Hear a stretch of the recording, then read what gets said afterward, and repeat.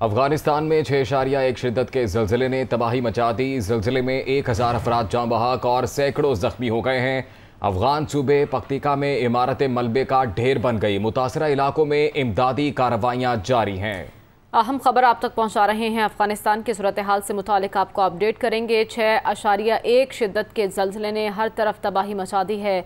ज़लज़ले में 1000 अफराद के जाँ बहक होने की इतलात मौसूल हो रही हैं, जबकि सैकड़ों ज़ख्मी हैं जिन्हें फौरी तौर पर तिब्बी इमदाद दी जा रही है। अफगान सूबे पख्तिका में इमारतें मलबे का ढेर बन चुकी हैं, जबकि मुतासरा इलाकों में इमदादी कार्रवाइयाँ भी जारी हैं। पाकिस्तान की जानिब से इजहार अफसोस किया गया है इस मामले पर और हर मुमकिन मदद फराहम करने की यकीन दहानी भी कराई गई है। 6.1 शिद्दत के ज़लज़ले से तबाही के मनाज़िर देखे जा रहे हैं अफगानिस्तान में, जहाँ पर 1000 अफराद ज़िंदगी की बाजी हार चुके हैं और बताया जा रहा है कि सैकड़ों अभी ज़ख्मी हैं।